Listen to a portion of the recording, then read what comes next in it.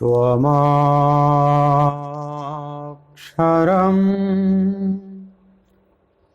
परमं वेदितव्यं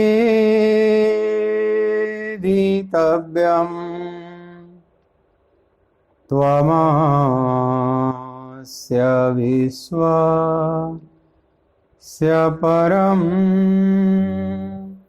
निधानम् त्वमव्ययः शाश्वत धर्मगोप्ता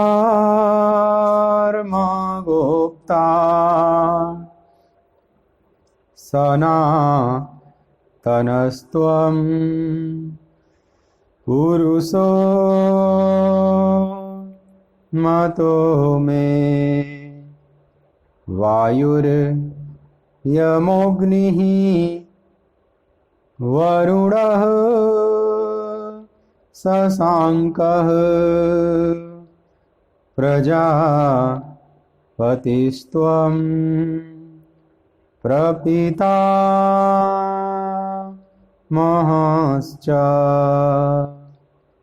नमो नमस्तेस्तु सहस्रकृत्वः पुनश्च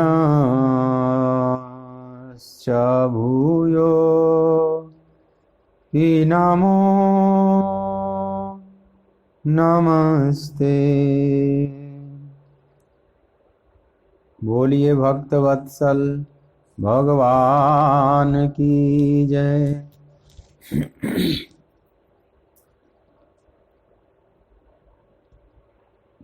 श्री राधे गोपाल भज मन श्री राधे।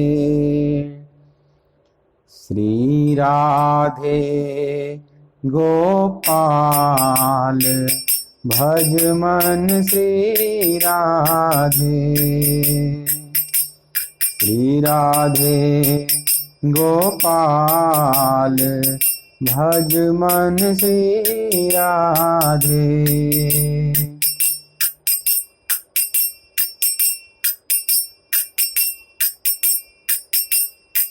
श्री राधे जय जय राधे। श्री राधे जय जय राधे। श्री राधे जय जय राधे। श्री राधे जय जय राधे। श्री राधे जय जय राधे। श्री राधे जय जय राधे। श्री राधे गोपाल भज मन श्री राधे। श्री राधे गोपाल भज मन श्री राधे।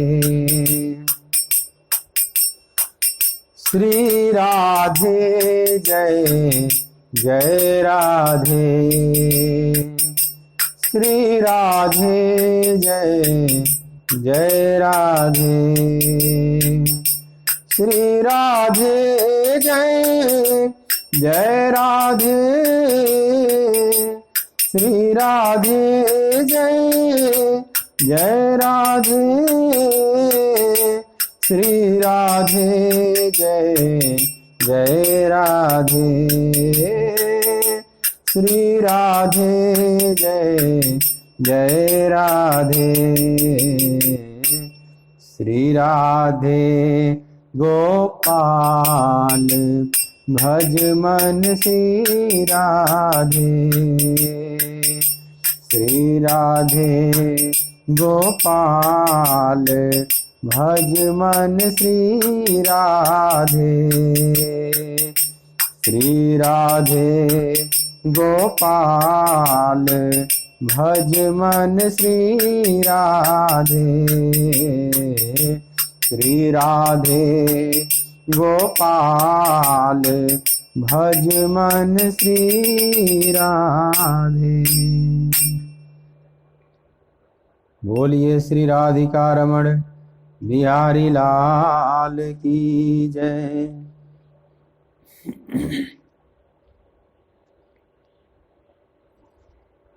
श्रीमद् भगवद गीता ज्ञान यज्ञ के इस मांगलिक सत्संग सत्र में मेरी तरफ से, आराधना कुंज की तरफ से, श्रीधाम वृंदावन की तरफ से आप सभी प्रभु चरणानुरागी गीता प्रेमी भक्त वृंदों का बहुत बहुत हार्दिक स्वागत है।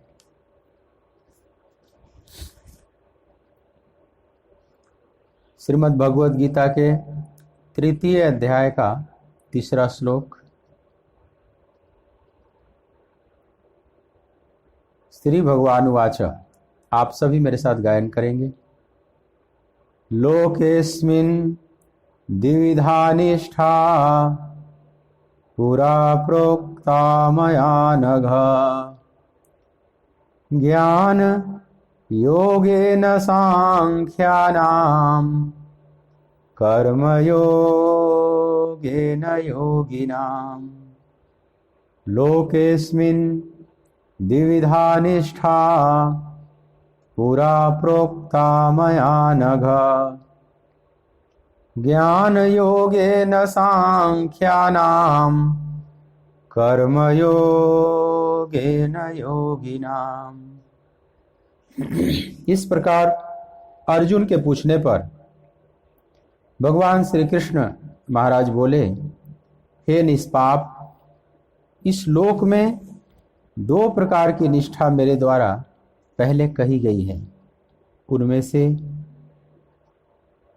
सांख्य योगियों की निष्ठा तो ज्ञान योग से और योगियों की निष्ठा कर्म योग से होती है।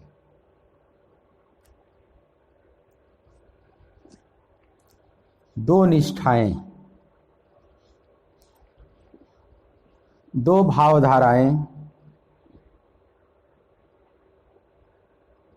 जिसकी बात भगवान कह रहे हैं। कर्म और ज्ञान के विषय में अर्जुन थोड़े समझना चाहते हैं, क्योंकि पीछे अर्जुन प्रश्न करते हैं कि आपको कर्म की अपेक्षा ज्ञान श्रेष्ठ मान्य है। हे जनार्दन, हे केशव, मुझे इस युद्ध रूपी भयंकर कर्म में क्यों झोंक रहे हैं। अर्जुन चाहते हैं कि भगवान हमें मुक्त कर दें इस युद्ध कर्म से और मैं कहीं एकांत में जाकर तत्व चिंतन में डूब जाऊं, कुछ करना न पड़े, ये सब बाहर के उपद्रव से भाग जाऊं। लेकिन भगवान भागने नहीं दे रहे, तत्व चिंतन की बात भी कह रहे हैं और साथ में कहते हैं कि युद्धाय कृत निश्चय, युद्ध रूपी तुम कर्म भी करो, निश्चय ही करो। और इस बात को कई बार बोलेंगे भगवान। दोनों का सामंजस्य अर्जुन कैसे बैठाए? कर्म और योग ज्ञान का सामंजस्य अर्जुन नहीं बैठा पाए। उसी संबंध में अर्जुन ने जिज्ञासा की और थोड़े नाराज होते हुए, थोड़े झुंझुलाते हुए, या आप मिले हुए से वचनों से मेरी बुद्धि को मोहित कर रहे हैं, जबकि भगवान मोहित नहीं कर रहे हैं। अर्जुन को मोह के दलदल से भगवान बाहर निकाल रहे हैं। इन आरोप प्रत्यारोपों के बावजूद भी भगवान अर्जुन पर बहुत प्रसन्न है, क्योंकि कर्म की जटिलता को और अध्यात्म के स्पष्टीकरण को और उसकी जटिलता को भगवान कृष्ण भी समझते हैं, जिसमें बड़े बड़े विचारशील महापुरुष भी कई बार भ्रमित हो जाते हैं। अर्जुन भ्रमित हुए हैं, इसमें कोई आश्चर्य नहीं। अर्जुन मेरे पर जो आरोप लगा रहे हैं वो भी कोई खास नहीं है। क्योंकि न समझने के कारण एक प्रेम कलह है। इसीलिए भगवान बहुत सुंदर संबोधन करते हैं, हे अनघ, मतलब हे निष्पाप, हे पवित्र हृदय, हे पृथानंदन। इस लोक में अध्यात्म की दो धाराएं प्राचीन काल से प्रवाहित होती चली आ रही हैं, ज्ञान योगेन सांख्यानाम, कर्म योगेन योगिनाम। सांख्य योगियों की निष्ठा तो ज्ञान योग से और योगियों की निष्ठा कर्म योग से होती है।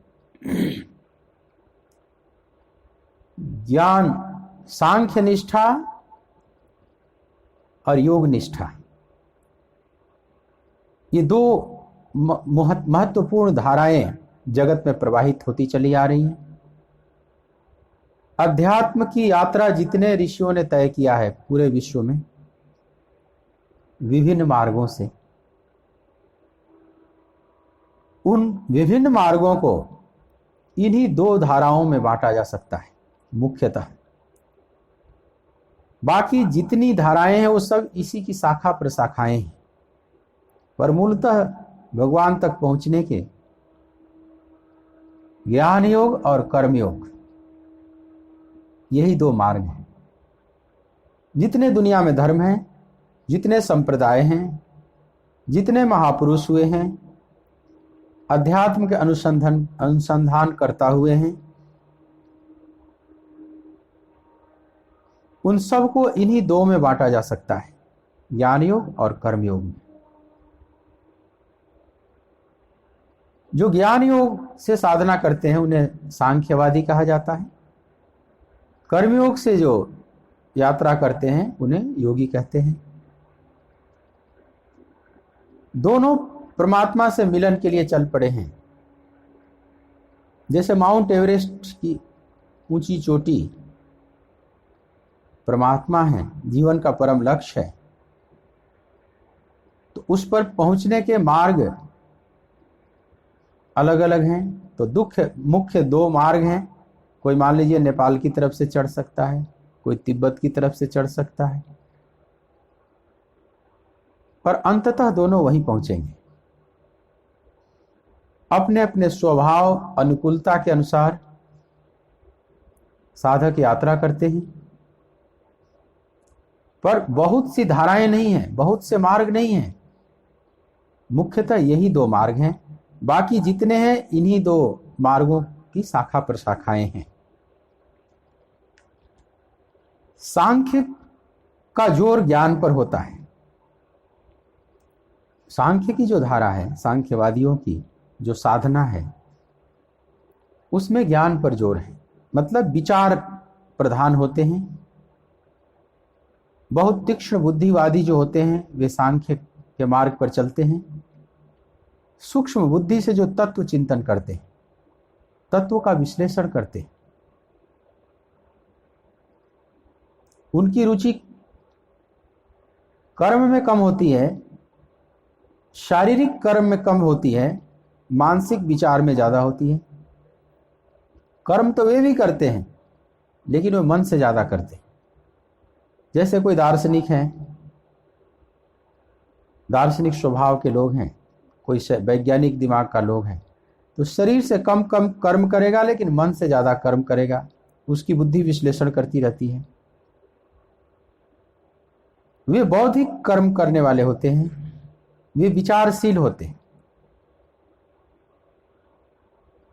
उनकी ऊर्जा मस्तिष्क में केंद्रित रहती है और सूक्ष्म तत्व कर चिंतन करते हैं। बाहरी कर्म में कम रुचि लेते हैं, लेकिन कर्म वो भी कर रहे हैं। सांख्यवादियों का मत है कि जो जीवन का परम लक्ष्य है वो कर्म से नहीं पाया जा सकता, क्योंकि जो जीवन का परम लक्ष्य है वो पाया ही हुआ है। जो जीवन का परम लक्ष्य है उसको हमने कभी खोया ही नहीं। कर्म से उसको पाया जा सकता है जो हमारा नहीं है, जो कहीं और है, किसी और के पास है। कर्म करके हमें उसको पाना है। सांख्य योगी कहते हैं कि जो पाना है वो कहीं और नहीं, वह तो हमारा स्वभाव है, वह तो हमारा ही है, और जो पाना है उसको हमने कभी खोया नहीं, खो सकते भी नहीं।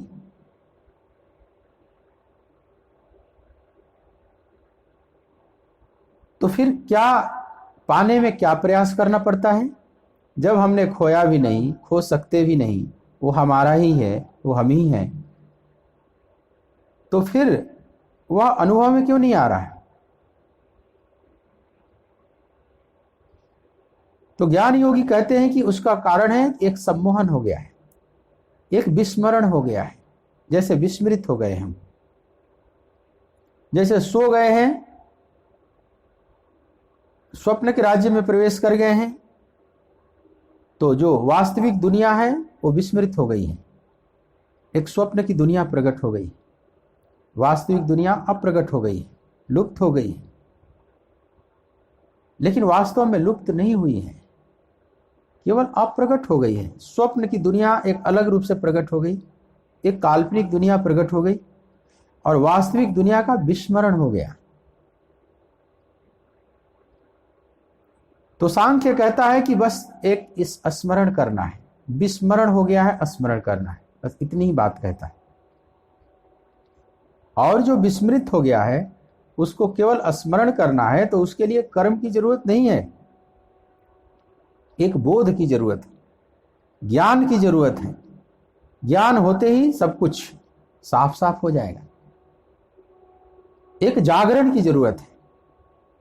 जो स्वप्न की दुनिया में तैर रहे हैं उन्हें केवल एक जागरण की जरूरत है, वे जग जाएं तो सब वस्तु स्थिति साफ साफ हो जाएगी। तो सांख्य ज्ञान पर जोर देता है, कर्म पर नहीं। सांख्य कहता है कि यदि कर्म करके हम उसको प्राप्त कर सकते हैं, कर्म से वह सत्य प्राप्त हो जाएगा, वह प्रभु प्राप्त हो जाएगा, तो निष्कर्म में उसको खो भी सकते हैं।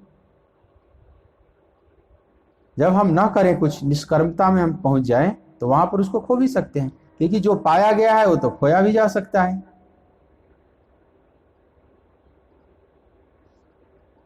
धरा के प्रमाण यही तुलसी, फरासो झरा बरासो बुताना। ये नियम है कि जो पाया उसको खोया जा सकता है। जो भी आपने पाया वो शाश्वत नहीं रह सकता।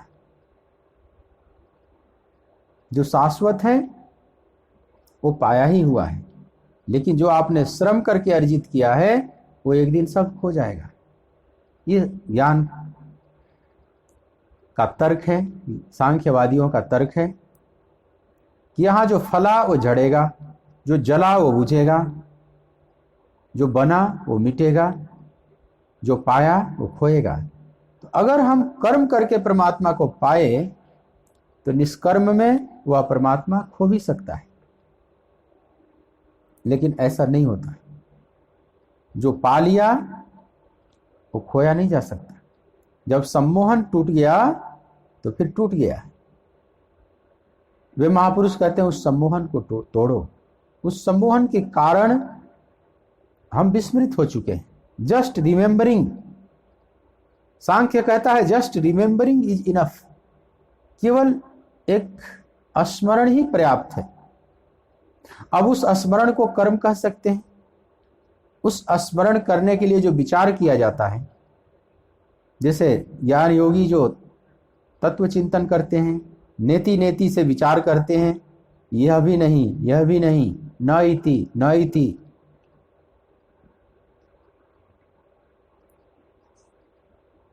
जो भी प्रकृति की चीजें उनके जेहन में आती है, जिसका वे दृष्टा बनते चले जाते हैं, जो जो चीजें दृश्य बनती चली जाती हैं, उसको कहते हैं कि यह भी नहीं, यह भी नहीं। इस तरह से नेति नेति का जो विचार कर रहे हैं वह भी तो एक कर्म ही है ना। लेकिन वह कर्म थोड़ा अलग प्रकार का है। बाहरी कर्म का वेग नहीं रहता उनके जीवन में, वो विचार के वेग पर उनका जोर रहता है। विचार से निर्विचार में वे प्रवेश करते। लेकिन योग का जो कर्म योगी हैं, इनकी जो निष्ठा है वह कर्म में है। कर्मयोगी साधक कहते हैं कि बिना कर्म किए हम कैसे पा सकते हैं। बिना कर्म किए तो दो रोटी भी नहीं पैदा होती, अपना भरण पोषण भी नहीं होता, शरीर का निर्वाह भी नहीं हो पाता। एक छोटी सी चीज प्राप्त करने के लिए भी हमें कर्म करना पड़ता है। तो बिना कर्म किए इतनी बड़ी चीज, परमात्मा जैसी बड़ी चीज कैसे प्राप्त कर सकते हैं? उसकी श्रद्धा कर्म में होती है। वो कहता है हम कर्म करके ही पा सकते हैं। तो कर्म योगियों का भी अपना तर्क है, क्योंकि जीवन में उन्होंने अनुभव किया है कि बिना कर्म किए तो हम कुछ भी नहीं पाते। थाली भी आ जाए सामने तो भी मुंह में डालना पड़ता है, उसको चबाना पड़ता है, खाना पड़ता है, पचाना पड़ता है, इतना तो करना ही पड़ता है। हमारे बदले में कोई और तो नहीं खा लेता ना। कोई मान लो इंजेक्शन से भी डाल दिया जाए भोजन अंदर, तो भी पचाना तो शरीर को ही पड़ता है। शरीर के ही अंग प्रत्यंग उसको पचाएंगे, उसमें से निकालेंगे तत्व, अलग अलग भागों में विभक्त करेंगे, बांटेंगे, वेस्टेज को निकालेंगे। वो तो उसी मनुष्य को करना पड़ेगा ना, कोई कितना भी पूंजीपति हो जाए। वो चाहे कि मैं कुछ भी कर्म नहीं करूंगा, सब पैसे के बल पर, सब नौकर चाकर से, सब टेक्नोलॉजी के द्वारा मैं करा लूंगा, मैं एकदम शांत बैठ जाऊं, कुछ ना करूं, क्या ऐसा संभव है? उसको भोजन तो करना ही पड़ेगा।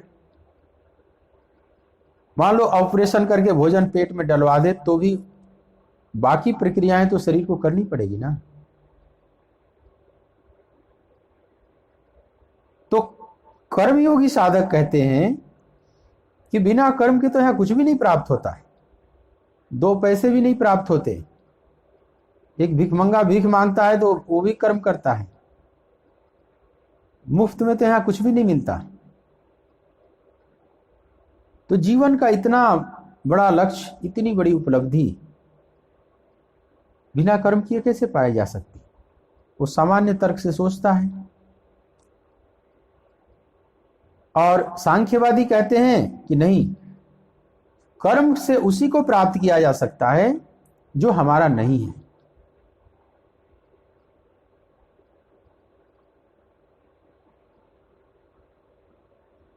जो कहीं और है, किसी और का है, उसी को प्राप्त किया जा सकता है। लेकिन जिसे हम प्राप्त करना चाहते हैं, जिसको परमात्मा कहें, ब्रह्म कहें, आत्मा कहें, निज स्वरूप कहें, वह कहीं और नहीं, वो कोई समवेयर नहीं, वो तो अपना ही है। समवेयर इन है, वो तो हमारे ही में ही है और वो हमारा ही स्वरूप है। उसको प्राप्त करने के लिए हमें किसी कर्म की जरूरत नहीं है। हम अपने केंद्र में स्थित ही हैं, बस उसको विस्मरण कर चुके हैं, भूल चुके हैं। तो सारा प्रयास उसका रहता है कि जस्ट याद करो, कैसे भी हो याद आ जाए स्वरूप। सांख्यवादी कहते हैं कि जो अज्ञान है वो अंधेरे की तरह है और ज्ञान प्रकाश की तरह है। जैसे अंधेरे में वस्तुएं नहीं दिखाई पड़ती और जब आप प्रकाश की व्यवस्था करते हैं तो वस्तुएं स्पष्ट हो जाती हैं। तो वस्तुएं कहीं से प्रकट नहीं होती। आपने जब उजाला कर दिया तो कहीं से वस्तु खींचकर आ नहीं गई, वस्तु तो वहीं की वहीं है, पूरी तरह से है, अपनी पूरी महिमा में है। प्रकाश की व्यवस्था जब हमने किया तो बस वह दिखाई पड़ने लगा। तो ज्ञान मार्गी साधक कहते हैं कि जो हमारा स्वरूप है या जो ब्रह्म है, वे तो अपनी जगह पूरी तरह से हैं, बस अज्ञान के अंधकार के कारण उनकी प्रतीति नहीं हो रही है। अब कोई अंधेरे में वस्तुओं को ढूंढना चाहे, वस्तुओं को स्पष्ट देखना चाहे, तो अंधेरे के साथ लड़ने की उसको जरूरत नहीं है, अंधेरे के साथ कर्म करने की जरूरत नहीं। वो जो भी कर्म करे प्रकाश जलाने के लिए करे। हम दीपक जला दें, कैसे हम दीपक प्रज्वलित करें, प्रयास उसका जो होगा उसके लिए होगा।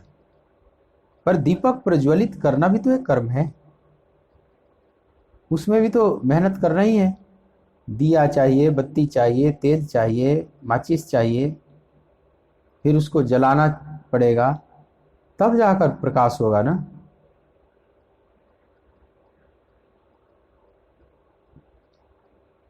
तो वह कहता है कि बस जो भी है प्रकाश कैसे हो जाए इस पर ध्यान दे, प्रकाश होते ही सब अपने आप साफ साफ हो जाएगा। तो अज्ञान अंधेरे की भांति है, ज्ञान प्रकाश की भांति है, और ज्ञान के प्रकाश में वह परम सत्य का साक्षात्कार हो जाता है। बस इतना ही करना है। और कर्मयोगी कहते हैं कि अज्ञान जो है अंधकार की तरह नहीं, जंजीर की तरह है। हम जंजीरों में बंधे हुए हैं, संस्कारों के, कर्मों के। अनेक हमने भले बुरे कर्म किए हैं, उन कर्मों का संस्कार बना हुआ है, उन संस्कारों से हम बंधे हुए हैं और उसको तोड़ना है। तो कर्म से ही हम तोड़ सकते हैं। लोहे से लोहा कटता है, जैसे किसी जंजीर को काटना है तो उसके लिए भी एक लोहे की आरी चाहिए। लोहा से लोहा को काटा जाता है, जैसे हीरे से हीरे को काटा जाता है। ऐसे ही अज्ञान का जंजीर जो बंधा हुआ है, तो कर्म के हथियार से उसको काटना होगा। बस उसमें वो ये कहता है कि हमने जो अभी तक कर्म किया है वो सकाम भाव से किया है, अब निष्काम भाव से कर्म करके उसको काटना है। या कर्म का जो कांटा चुभा हुआ है उसको निष्काम कर्म के द्वारा, निष्काम कर्म के कांटे से उसको निकालना है। पर बिना कर्म किए उसकी समझ में नहीं आता कि हम कैसे निकाल सकते हैं। तो कर्मयोगी साधक बहुत प्रकार की क्रियाएं करते हैं, जैसे अष्टांग योग की क्रिया, जैसे महर्षि पतंजलि का मार्ग है, तो यह कर्मयोग का मार्ग है। यम, नियम, आसन, प्राणायाम, प्रत्याहार, धारणा, ध्यान, समाधि, इस तरह से अष्टांग योग 8 अंगों की साधना करनी होगी। क्रम क्रम से धीरे धीरे साधक धारणा, ध्यान, समाधि में डूबता चला जाता है। उसके पहले बहुत कुछ करना होगा, आसन, प्राणायाम, प्रत्याहार, यम, नियम सबका पालन करना होगा।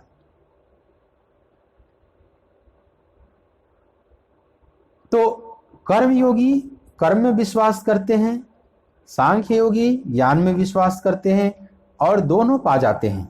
अपने अपने स्वभाव के अनुसार दोनों मार्गों से साधक अपने मंजिल तक पहुंच जाते हैं। जब मंजिल पर पहुंचते हैं तो वहां देखते हैं कि वहां तो हम दोनों ने प्राप्त कर लिया, एक ही तत्व को हम दोनों ने प्राप्त किया। अधिकांश मनुष्य कर्मयोगी होते हैं संसार में। कर्मयोगियों में भी दो विभाग कर सकते हैं।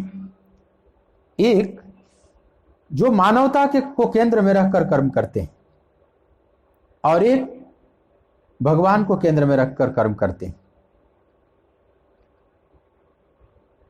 आमतौर पर कर्म योग जिसको कहते हैं उसी का एक ब्रांच है भक्ति योग।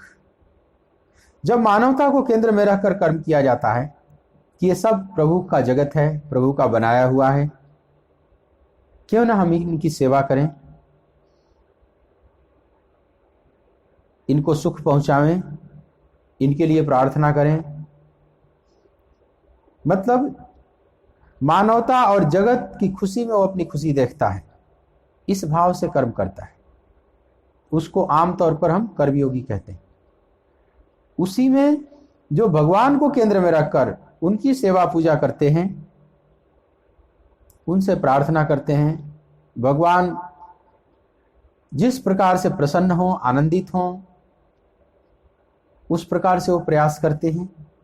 दिन रात प्रभु के स्मरण में उनका नाम जप करके, उनकी स्तुति करके, उनकी महिमा का गान करके, अथवा मूर्ति के रूप में उन्हें स्थापित करके, उनके चित्र रूप में उनको स्थापित करके उनकी सेवा पूजा करते हैं। इसको भक्ति योगी कहा जाता है। कर्म इसमें भी करना है। ठाकुर सेवा में जो कर्म किया जाता है वो पूरा कर्म ही है।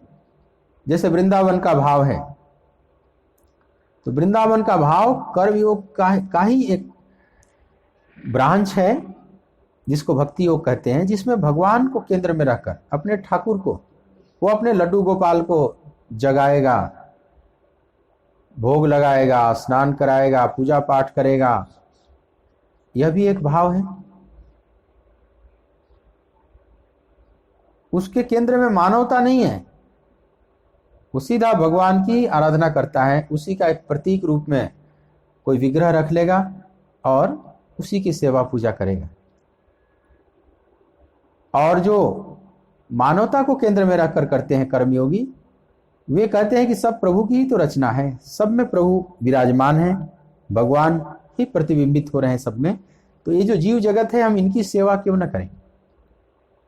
अलग से कोई प्रतीक भगवान का बनाकर हम सेवा करें, वह बात उनको समझ में नहीं आती। तो पूरे जगत के प्रति वे निष्काम भाव से कर्म करते हैं, जगत की खुशी के लिए वे कर्म करते हैं, और दूसरे भगवान की प्रसन्नता के लिए कर्म करते हैं। तो भगवान का कोई प्रतीक मानकर कर्म करते हैं, यह भी ठीक है। दोनों ही मार्ग है, दोनों अपने अपने स्वभाव के अनुसार, लेकिन है कर्मयोग का ही ये ब्रांच। एक के केंद्र में मानवता है, दूसरे के केंद्र में परमात्मा है। तो परमात्मा का विग्रह बनाकर, श्री विग्रह बनाकर वो उसकी सेवा करता है, अष्टयाम सेवा करता है। वो कोई छोटी मोटी सेवा नहीं करता। आठों याम माने 24 पहर। भोर भये ते सांझ ढले तक, सेवा को नित नेम हमारो। स्नान करावे वो वस्त्र ओढ़ावे, वो भोग लगावे वो लागत प्यारो। कब ते निहारत आपकी ओर, कब ते निहारत आप की ओर, कि आप हमारी ओर निहारो। राधे कृष्ण हमारे धाम को जानी, वृंदावन धाम पधारो। राधे कृष्ण हमारे धाम को जानी, वृंदावन धाम पधारो। भोर भये ते सांझ ढले तक, सेवा को नित नेम हमारा। और सांझ ढले से फिर सुबह तक उसमें भी सेवा है, अष्टयाम सेवा। तेरी पूजा करूं आठों याम। भक्त की इच्छा होती है कि तेरी सेवा पूजा मैं आठों पहर करूं, 8 पहर लागा रहूं, तार टूट न जाए। प्रभु से अपने तार को जोड़ता है, अपने मन के तार को वह सतत जोड़ने का प्रयास करता रहता है। सांवरे सलोने मानो बिनती हमारी, कर दो कृपा मैं हूं दासी तुम्हारी। वह यही प्रार्थना करता है प्रभु से कि सांवरे सलोने मानो बिनती हमारी, कर दो कृपा मैं हूं दासी तुम्हारी। क्या कृपा कर दो? कौन सी कृपा की याचना करता है भक्त? तो तेरी पूजा करूं आठों याम, तेरी पूजा करूं आठों याम, मेरे अलबेले श्याम। आठों याम मैंने 24 प्रहर तेरी पूजा करूं। कुछ ऐसी कृपा कर दो, कभी विस्मृत न हो तुम। सतत स्मरण होता रहे तुम्हारा, यही कामना होती है भक्त की। विप्र एक वैदिक शिव पूजा, करहि सदा तेहि काज न दूजा। जैसे महर्षि काकभूषुंड गरुड़ जी को बताते हैं कि मुझे जो संत मिले, विप्र एक वैदिक शिव पूजा, करहि सदा तेहि काज न दूजा। करहि सदा तेहि काज न दूजा, वो सदा पूजा ही करते रहते थे और कोई काम ही नहीं था। सदा पूजा करने का मतलब सदा प्रभु के स्मरण में लीन रहते थे। अब वो चाहे बाहर विग्रह बनाकर आप करें या कई साधक बिना विग्रह के भी करते हैं।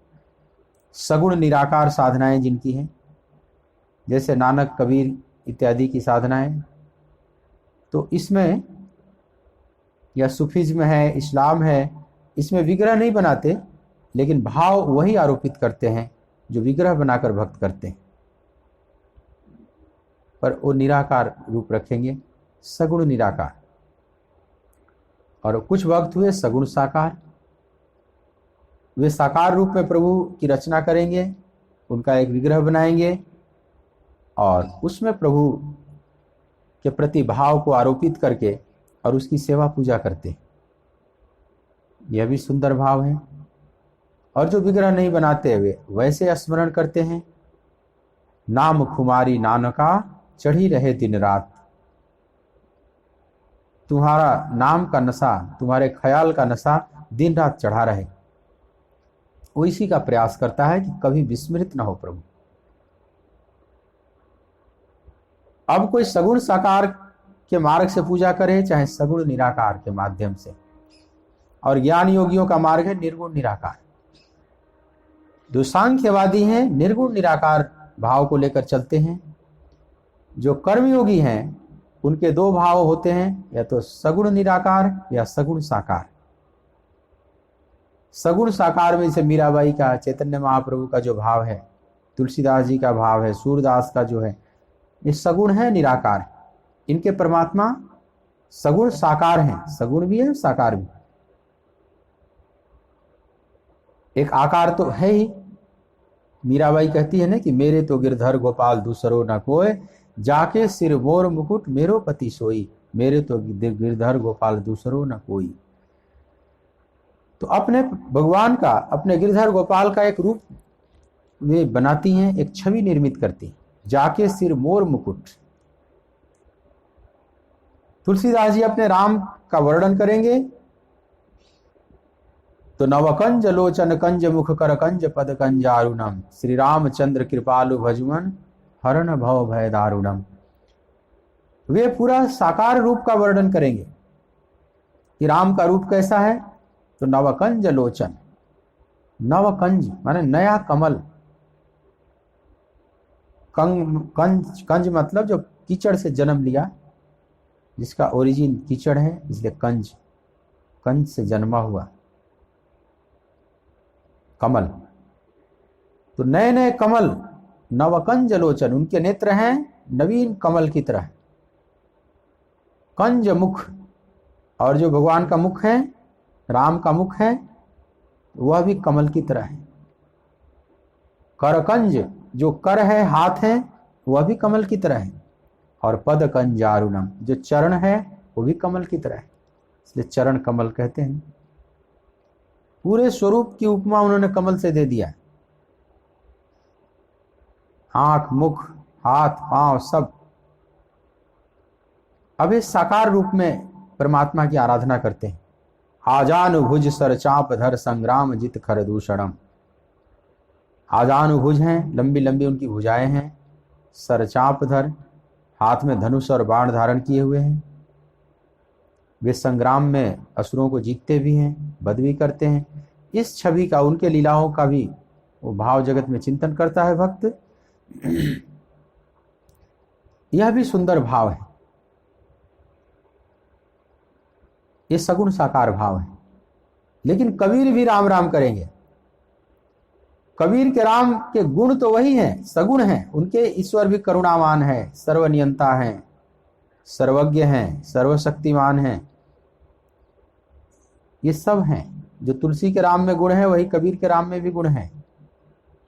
लेकिन तुलसी के राम साकार भी हैं, वो दशरथ नंदन भी हैं, रघुनंदन भी हैं, रघुपति भी हैं। लेकिन कबीर के राम सिर्फ राम है, वे रघुनंदन नहीं, रघुपति राघव राजा राम नहीं है। लेकिन ये सब भावों का अंतर है, अपने अपने भाव से जिसकी जैसी रुचि है, जिसका जैसा स्वभाव है, अपने स्वभाव के अनुसार वो चल सकता है। सगुण साकार मार्ग से चले, चाहे सगुण निराकार मार्ग से चले, और चाहे सांख्य योगियों का जो मार्ग है निर्गुण निराकार, जैसे बुद्ध का मार्ग है, महावीर का मार्ग है, वेदांत का मार्ग है, ये सगुण ये निर्गुण निराकार मार्ग है। लेकिन एक बात आप समझ लें, ये सब मार्ग हैं, इसमें से मंजिल कोई भी नहीं। लेकिन जो मंजिल है वो कैसा है, तो कहते हैं अनिर्वचनीय। मंजिल का वर्णन नहीं किया जा सकता, यह वचन, यह वाणी उसकी व्याख्या नहीं कर सकती। अनिर्वचनीय, अनडिफाइंड, अपरिभाषित, अव्याख्या। वेद कहता है अवांग मनस गोचरम, वांग वाणी इंद्रिय और बौद्धिक ज्ञान का विषय नहीं है, इससे नहीं समझा जा सकता।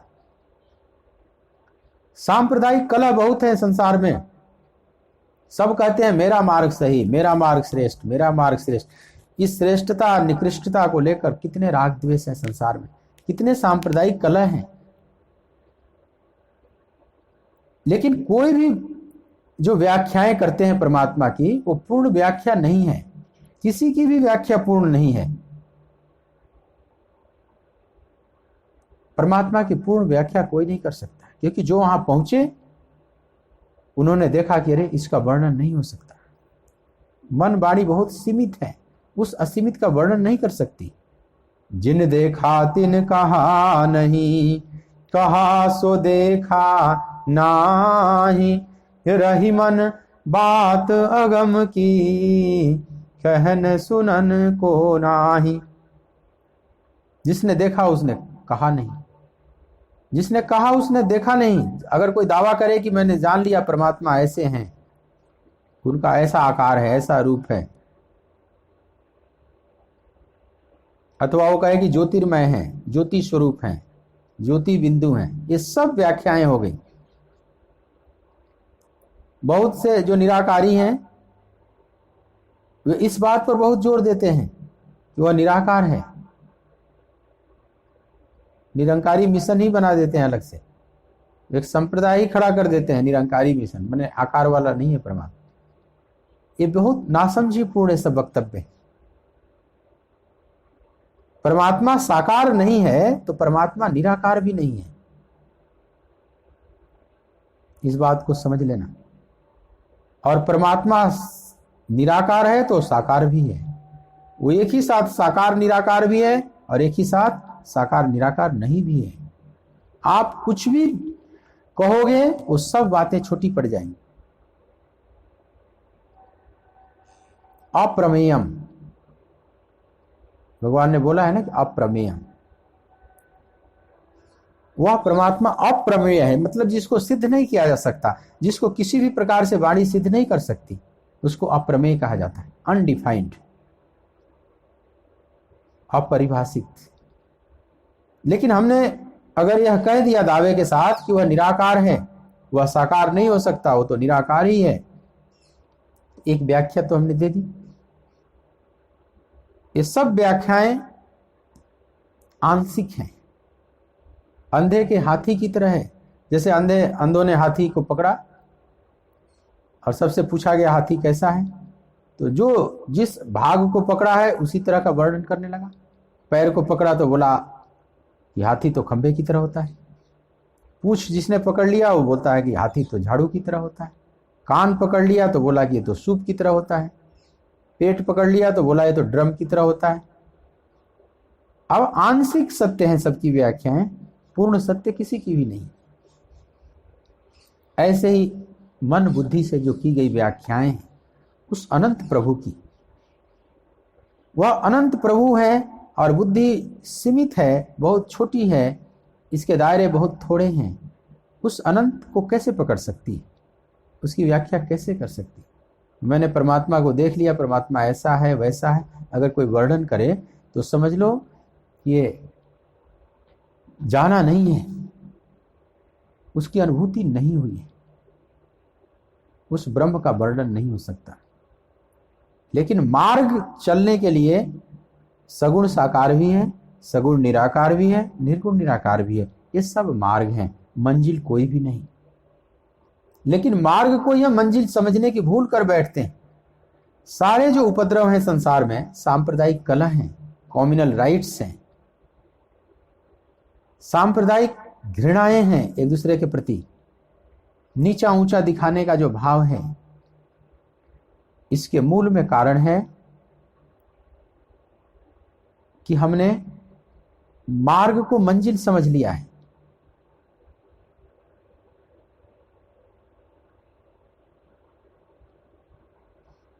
परमात्मा निराकार है, एक मार्ग है। अगर किसी को रुचती है बात, निराकार का भाव अच्छा लगता है तो वह चले, वह अगर सगुण निराकार का भाव अच्छा लगता है तो वह चले, लेकिन ये ना कहे कि यही पूर्ण सत्य है, सगुण साकारवादियों का मार्ग गलत है, निर्गुण निराकारवादियों का मार्ग गलत है। इतना से बचना चाहिए सब साधक को। जिसका जो स्वभाव है अपने स्वभाव के अनुसार मार्ग का चयन करे, उस पर चले, और हर मार्ग मंजिल तक पहुंचाते हैं। अंततः सब नदियां सागर में ही जाकर मिलती हैं। तो विभिन्न टेढ़े मेढ़े मार्गों से चलता हुआ साधक अंत में परमात्मा रूपी सागर में ही जाकर मिलता है। तो फिर झगड़ा किस बात का? अंत में सब सागर में ही जाकर मिलेंगे, वहां तो झगड़े समाप्त हो जाएंगे ना। अब नदियों को लेकर कोई लड़े कि मेरी नदी श्रेष्ठ, मेरा मार्ग श्रेष्ठ, श्रेष्ठ निकृष्ट वहां पहुंचकर अब नहीं रह जाएगा, वहां सब एक हो जाएगा। तो संसार में धर्मांधता के नाम पर जितने झगड़े हैं, सांप्रदायिकता के नाम पर जितने झगड़े हैं, उतना झगड़े किसी चीज के को लेकर और नहीं है। हिंदुस्तान पाकिस्तान में इतने झगड़े हैं, इजराइल फिलिस्तीन लड़ते रहता है, वर्षों वर्ष से लड़ रहा है। ये सब जो झगड़े हैं, आपको लग सकता है, ऊपर ऊपर से आप विचार करेंगे तो लग सकता है कि ये राजनीतिक झगड़े हैं, ये सीमा विवाद है, ऐसा लग सकता है। लेकिन वास्तव में ये सब सीमा विवाद नहीं है। गहराई में अगर आप देखेंगे तो ये सीमा विवाद नहीं, ये सब सांप्रदायिक विवाद है। सांप्रदायिक कलह की वजह से ऐसा हो रहा है। सांप्रदायिक एक दूसरे को नीचा दिखाने के भाव के कारण ऐसा हो रहा है। सच्चाई ये है। और जब तक यह उदार भाव प्रकट नहीं होगा हमारे भीतर कि सभी मार्ग उस प्रभु तक ही ले जाने वाले हैं, जतो मत ततो पथ, जितने मत हैं उतने पथ होंगे लेकिन मंजिल एक है, यह भाव जब तक दृढ़ता से हमारे भीतर नहीं जन्म लेगा तब तक हमारे भीतर से ऊंच नीच वाला भेदभाव नहीं जाएगा। और जब ये लगने लगता है कि सारे मार्ग अंततः परमात्मा की तरफ ही जाते हैं, वे परम प्रभु को ही ले जाते हैं, अपने अपने स्वभाव के अनुसार साधक चलते हैं, तो फिर यह भाव जो नीचा ऊंचा वाला है, एक दूसरे के प्रति हीन भावना जो है, वो सब समाप्त हो जाता है। बहुत सुंदर उदार भाव का जन्म होता है। जहां से भी साधक चल रहे हैं, किसी भी भाव से चल रहे हैं, चाहे सांख्य से चल रहे हैं, चाहे कर्मयोग से चल रहे हैं, सब अच्छे लगते हैं। चलने वाले अच्छे लगते हैं, नहीं चलने वाले अच्छे नहीं लगते। और हर मार्गों से महापुरुष पाए हैं भगवान को, उन महापुरुषों में तुलना नहीं की जा सकती। अब निर्गुण निराकार मार्ग से भी पहुंचे हैं। बुद्ध महावीर का जो मार्ग है, वेदांत का जो मार्ग है, इसमें कितने ऊंचे ऊंचे महापुरुष हुए। सगुण निराकार मार्ग से संत मत के संत हुए, नानक कबीर वाला जो मार्ग है, इसमें भी बड़े ऊंचे ऊंचे संत हुए। सगुण साकार मार्ग से मीरा, चैतन्य, कबीर, तुलसी जैसे संत हुए, इसमें किससे किसकी तुलना करेंगे? कौन बड़ा है, कौन छोटा है, ये नहीं कह सकते। अनुभूति एक है, जो चरम अनुभूति है सबकी एक है। चरम अनुभूति में फर्क नहीं है। अनुभोक्ता के बाहरी स्वरूप में फर्क है, लेकिन अनुभोक्ताओं की अनुभूति में कोई फर्क नहीं। अंततः सबने एक ही बोले, एक है बाड़ी। वहां पहुंचकर सब एक ही बाड़ी बोलते। तो मार्गों को लेकर जो भाव रहता है कि कोई मार्ग संकीर्ण है, कोई श्रेष्ठ है, ऐसा नहीं। जिसका जैसा स्वभाव है उसके लिए वही मार्ग श्रेष्ठ है, और स्वभाव के विपरीत जो मार्ग है आपके लिए वो श्रेष्ठ नहीं है। बस इतनी सी बात है। तो भगवान कहते हैं कि दो धाराएं सदा से चली आ रही हैं इस सृष्टि में। लोकेस्मिन् द्विविधा निष्ठा पुरा प्रोक्ता मया नघ, ज्ञान योगेन सांख्यानाम कर्म योगेन योगिनाम। दो निष्ठाएं मेरे द्वारा पहले से कही गई हैं। उनमें सांख्य योगियों की निष्ठा तो ज्ञान योग से, और योगियों की निष्ठा कर्म योग से होती है। तो ज्ञान मार्ग और कर्म मार्ग, यही दो मार्ग हैं। एक में ज्ञान पर जोर है, मतलब विचार पूर्वक उसमें चला जाता है, और दूसरे में कर्म पर जोर है, वो कर्म करके वो पाना चाहता है। इसीलिए ज्ञान योग कर्म योग कहा जाता है। एक कहता है कि अज्ञान अंधेरे की तरह है, उस अज्ञान को मिटाओ तो अपने आप स्वतः हमारा स्वरूप प्रकट हो जाएगा। इसमें पाना कुछ भी नहीं है, क्योंकि हमने कुछ खोया नहीं। जिसको पाना है वह पाया ही हुआ है। भगवान बुद्ध को जब ज्ञान हुआ बोधि वृक्ष के नीचे, 1 सप्ताह तो मौन रहे।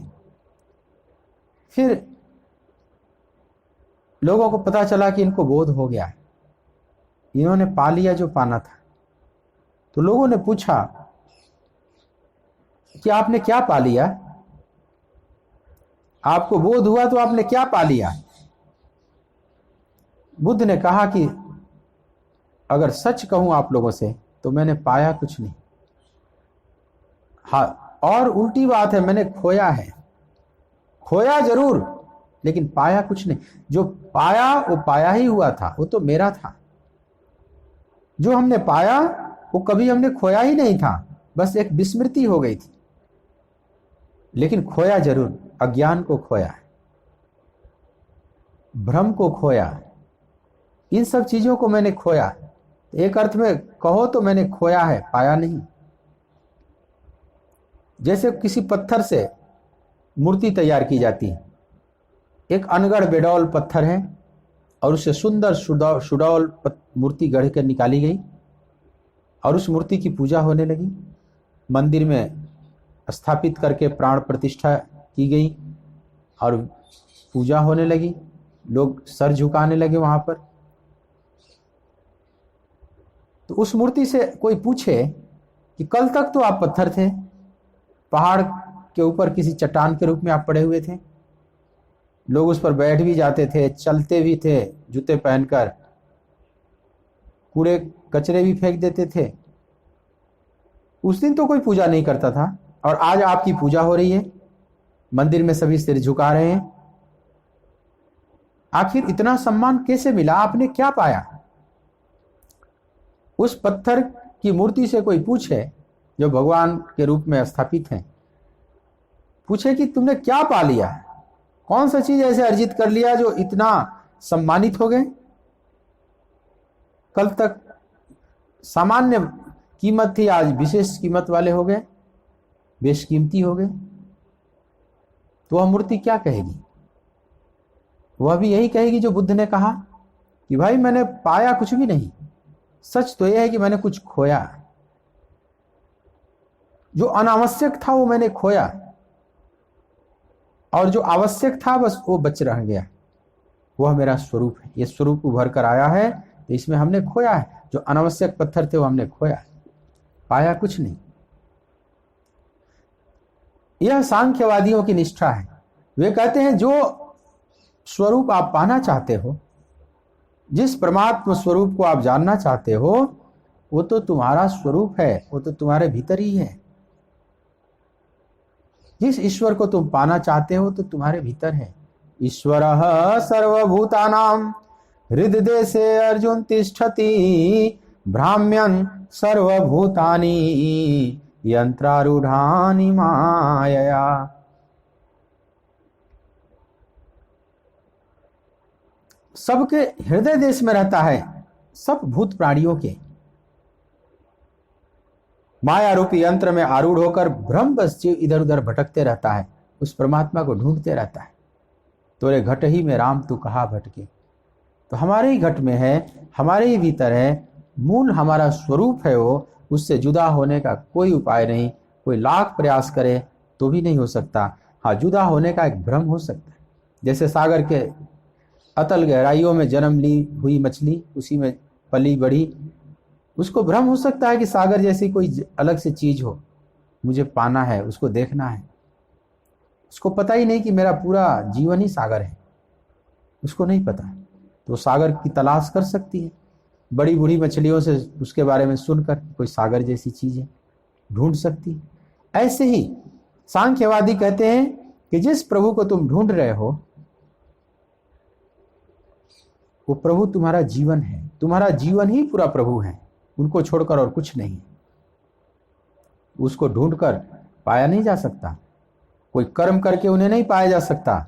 बस एक स्मरण, एक बोध जागृत हो जाए और वो पाया ही हुआ है। जो पाना है वो पाया ही हुआ है। इसको भगवान कहते हैं ज्ञान योगेन सांख्या नाम। यह सांख्यवादियों का ज्ञान मार्ग है, जो इस तरह से विचार करते हैं।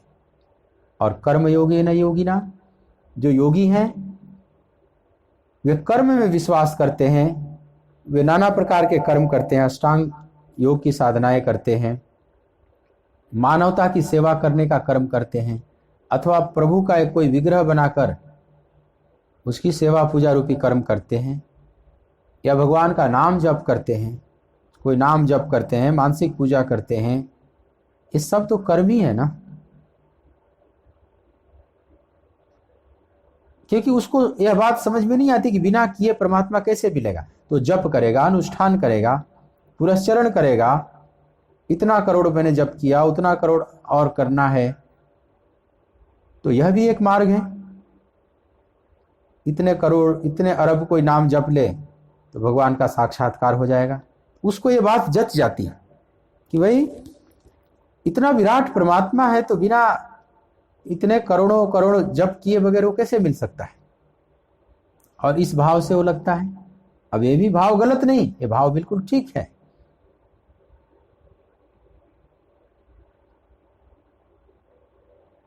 कि बिना मेहनत किए वो परमात्मा कैसे मिल सकता है। तो कर्मों पर जोर देता है। इसलिए कर्म योगेन योगिना, भगवान कहते हैं जिसकी निष्ठा कर्म में है वह कर्मयोगी है, जिसकी निष्ठा ज्ञान में है वह ज्ञान योगी है। दो ही धाराएं जगत में चली आ रही हैं। जितने संत महापुरुष हुए हैं इन्हीं धाराओं में कहीं ना कहीं विभक्त हैं, इन्हीं दो मार्गों में। इतनी बात भगवान अर्जुन को कहते हैं। और इसके बाद भगवान कहते हैं चौथे श्लोक में, चौथे श्लोक का आप मेरे साथ गायन करें, तीसरे अध्याय का चौथा श्लोक। न कर्मणामनारंभान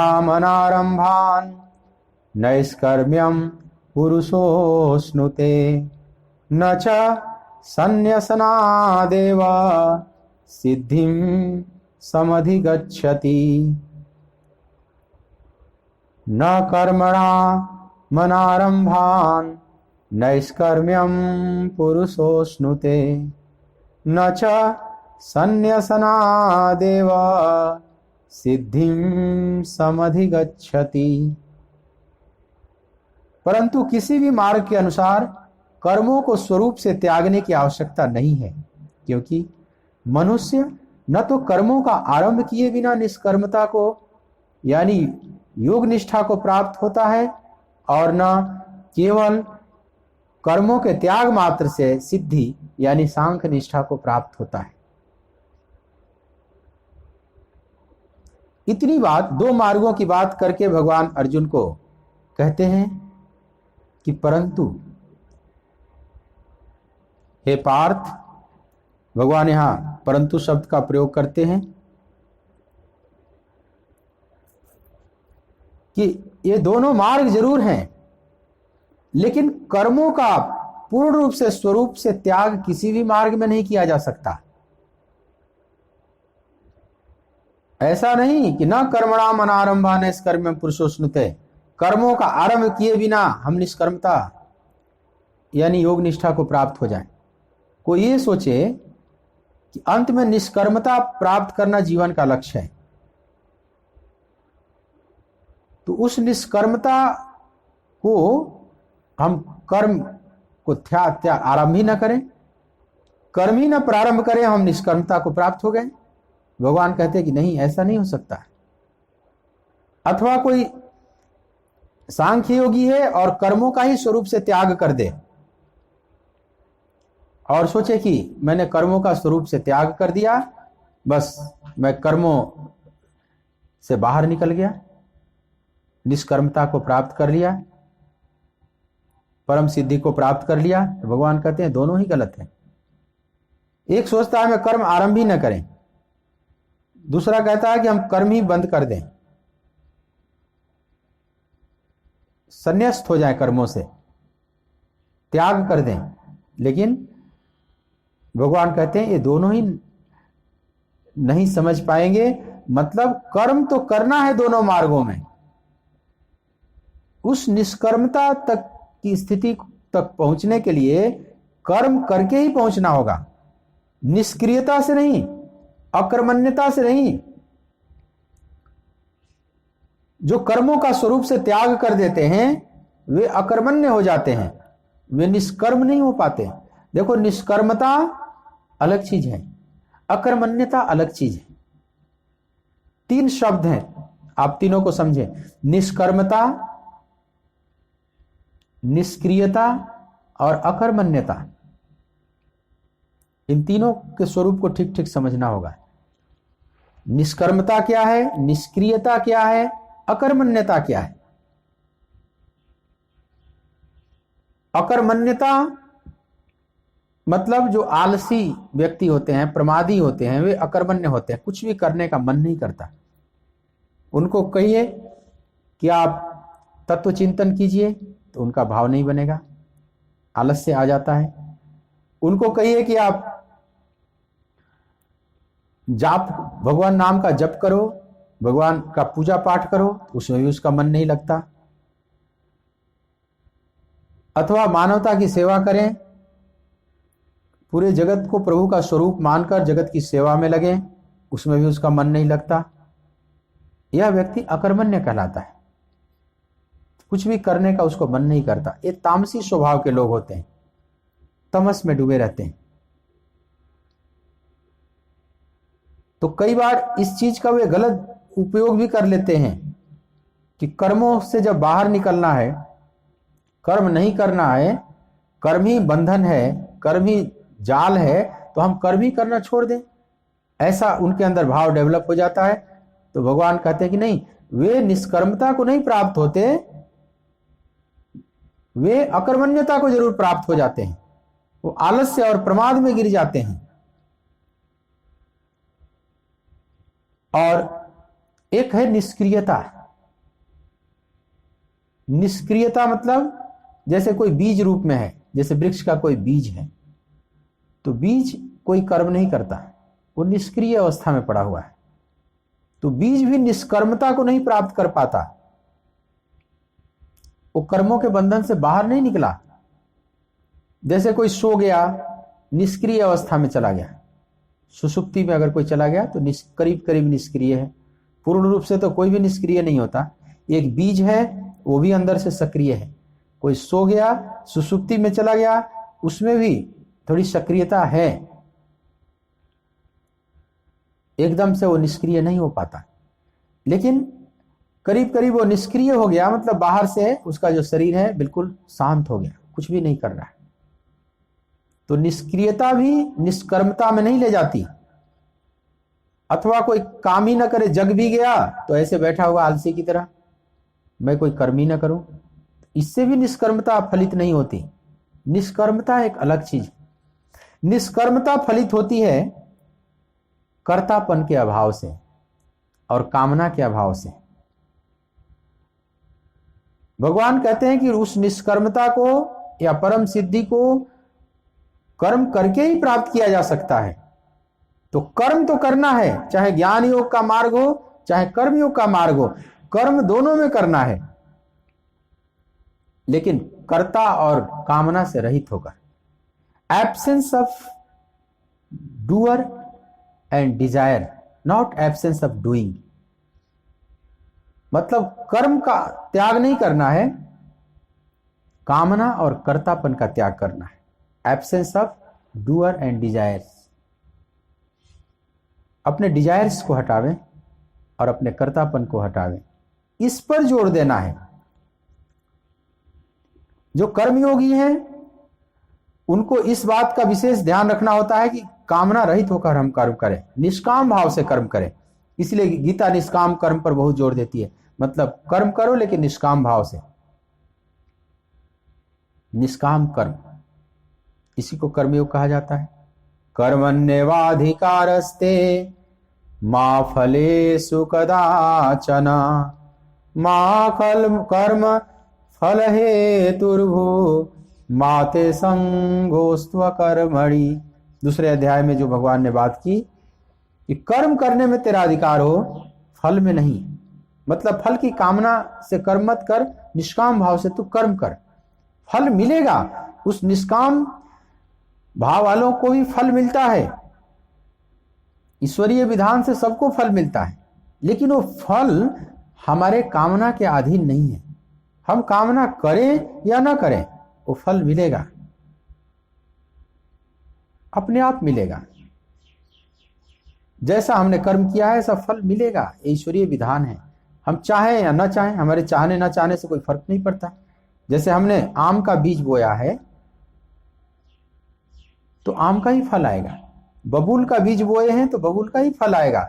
बबूल का बीज बो दिया और कहे कि नहीं आम का फल आवे, वो कितना भी चाहे तो उसके चाहने से कोई फर्क नहीं पड़ता। जो बीज बोया है वही फल आएगा, उसमें से वही प्रकट होगा।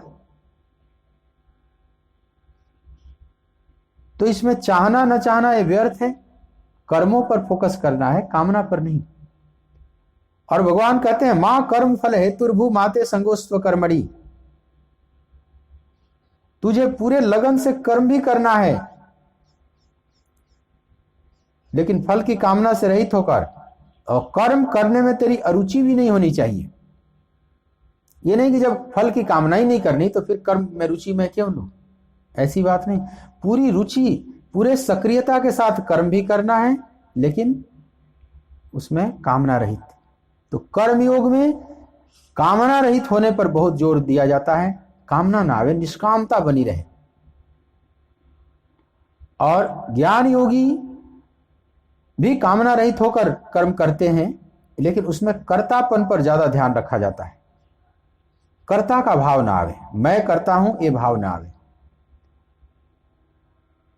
ये कर्तापन बांधता है।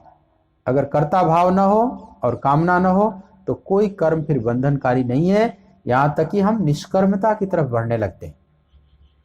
यस्य नाहंकृत भावो बुद्धिर्यस्य न लिप्यते हत्वापि स इमाम लोकान न हन्ति न निबध्यते। यस्य नाहंकृतो भावो, अहंकृतो भाव जिसमें नहीं है, मतलब मैं करता हूं ये भाव नहीं है, और जिसकी बुद्धि विषयों में लिपायमान नहीं, जो विषय लोलुप नहीं है, जो बहुत से कामनाओं से ग्रसित नहीं है। भगवान कहते हैं अगर दो शर्त वो पूरा कर लेता है, कर्ता भाव और कामना का भाव त्याग दिया, कर्तृत्व और भोक्तृत्व दोनों का अभाव हो गया जिसके भीतर, वह निष्कर्मता को प्राप्त कर लेता है। मतलब सारे बंधन से बाहर निकल जाता है, कर्मों के जाल से, कर्मों के फंदे से वो बाहर निकल जाता है यही कर्मयोग का और ज्ञान योग का सिद्धांत है। तो एक में ज्ञान योग में कर्तापन पर ज्यादा ध्यान रखा जाता है कि मैं भाव ना आवे, अहम भाव ना आवे, सदा साक्षी भाव में ज्ञान मार्गी साधक इस बात का ध्यान रखते हैं कि कहीं भी मैं करता हूं ये भाव ना आवे। जैसे मैं हूं अगर कहा जाए तो समझ लो हूं पर ही जोर देता है, मैं को हटा देता है। एक जो अस्तित्व है, जो मेरा जो अस्तित्व है बस वही है, मैं उसमें से मिटा दो तो फिर अहम को पांव रखने का जगह नहीं मिलता। और जो कर्मयोगी साधक है वह कामना को दूर करने का हमेशा प्रयास करता है, हमेशा निष्कामता बनी रहे, जो भी कर्म करे निस्वार्थ भाव से निष्काम भाव से करे तो उसका धीरे धीरे कर्म बंधन टूटता चला जाता है, कर्मों के जाल से वह बाहर निकलता चला जाता है। तो कर्ता और कामना का त्याग करना है, कर्म का स्वरूप से त्याग नहीं करना है। कोई कर्म का स्वरूप त्याग दे, स्वरूप से कर्म करना छोड़कर भाग जाए, जैसे अर्जुन भागना चाहते हैं, युद्ध रूपी कर्म से भागना चाहते हैं। अर्जुन कहते हैं कि मेरे को छुट्टी दे दीजिए, लेकिन भगवान कहते हैं तू भाग कर जो जाएगा वो भागना भी एक कर्म होगा, और जहां भी जाएगा बैठ जाएगा किसी पेड़ के नीचे, वो बैठना भी एक कर्म है। वहां भी कोई तत्व चिंतन करेगा, मन से कुछ तो सोचेगा ना, वह सोचना भी कर्म है, क्योंकि कर्म शरीर से, मन से, वाणी से, तीनों प्रकार से होते हैं। शरीर वांग मनोभिर्यत यत कर्म प्रारभते नरः। अगर मन से कुछ सोच रहा है तो वह भी कर्म हो रहा है, तो कर्म से व्यक्ति कैसे भाग सकता है?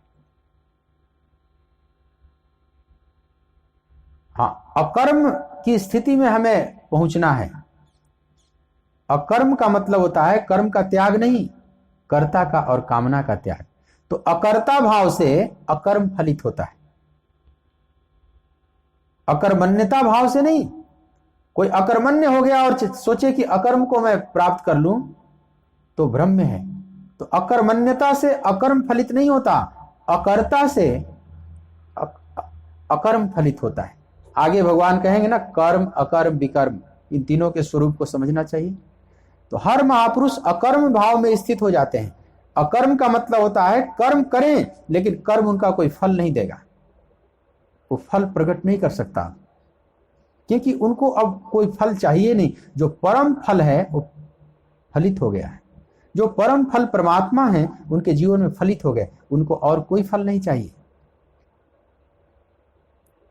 बस वो करुणावश कर्म करते हुए दिखते भी है तो करुणावश, कामना और कर्ता भाव से नहीं, करुणा भाव से वे कर्म करते हुए दिखते हैं लोक मंगल के लिए। तो भगवान कहते हैं कि अर्जुन तू कर्म कर, लेकिन केवल तू समझ ले निमित्त बनाया गया है। निमित्त मात्रम भव सब्यसाचिन, हे सब्यसाचिन तू केवल निमित्त मात्र होकर कर्म कर, करने कराने वाला जैसे मैं हूं। तो जो कर्मयोगी हैं वे सब परमात्मा पर छोड़ देते हैं कि प्रभु तुम ही करने कराने वाले हो, मैं तो बस एक यंत्र की भांति कर रहा हूं। यंत्री तो तुम हो, संचालक तो तुम हो, मैं तो सिर्फ एक यंत्र हूं। या आंधी के सूखे पत्ते जैसे हो जाते हैं, सूखे पत्ते आंधी के जिधर हवा ले जाती है उधर वे चले जाते हैं। मैंने परमात्मा के प्रति पूर्ण शरणागति है, जैसा प्रभु कराएं वैसा वो करने के लिए राजी है। जैसे मैं हूं ही नहीं, तू ही तू, तू ही तू, उनके जीवन में तू ही तू का भाव। जहां ले चलोगे वहीं मैं चलूंगा, जहां नाथ रख दोगे, जहां नाथ रख दोगे वहीं मैं रहूंगा, जहां ले चलोगे वहीं मैं चलूंगा, जहां ले चलोगे वहीं मैं चलूंगा। ये जीवन समर्पित है चरण में तुम्हारे, तुम ही मेरे सर्वस्व, तुम ही प्राण प्यारे। जो भी कहोगे दाता, जो भी कहोगे दाता, वही मैं करूँगा, जहाँ ले चलोगे वहीं मैं चलूँगा। जहाँ नाथ रख दोगे वहीं मैं रहूँगा, जहाँ ले चलोगे वहीं मैं चलूँगा, जहाँ ले चलोगे वहीं मैं चलूँगा। भक्त का भाव यही होता है, प्रभु पर सब छोड़ देता है, वह केवल निमित्त मात्र बनकर चलता है, तो वह धीरे धीरे अकर्म की स्थिति में स्थित होता चला जाता है। शेष चर्चा कल के प्रसंग में। गोविंद मेरो है, गोपाल मेरो है, गोविंद मेरो है, गोपाल मेरो है। मेरो बाके बिहारी नंदलाल मेरो है, मेरो बाके बिहारी नंदलाल मेरो है। गोविंद मेरो है, गोपाल मेरो है, गोविंद मेरो है, गोपाल मेरो है। मेरो बाके बिहारी नंदलाल मेरो है, मेरो बाके बिहारी नंदलाल मेरो है। गोविंद मेरो है, गोपाल मेरो है, गोविंद मेरो है, गोपाल मेरो है। मेरो बाके बिहारी नंदलाल मेरो है। बोलिए भक्त वत्सल भगवान की जय, सच्चिदानंद भगवान की जय। ओम नमः पार्वती पतये, हर हर महादेव। जय श्री कृष्ण।